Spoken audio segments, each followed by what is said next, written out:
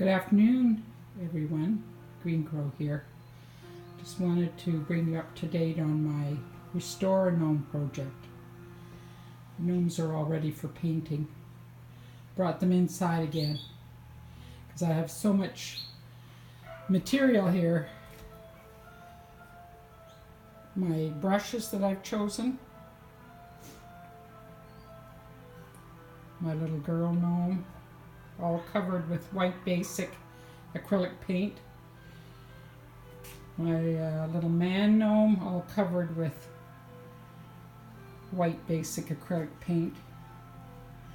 And here are some of the paints that I have. As you can see, I have quite a collection of acrylic paint. I don't really get oil paints anymore because actually I think they're phasing them out. They're not very good for the environment, I guess.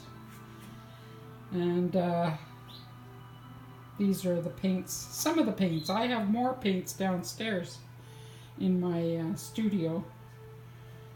But these are just the paints that I brought up so that I can make choices and mix and match and cover these little guys. The next time you see them, they will be covered with paint. And so, better get down to work. Bye for now.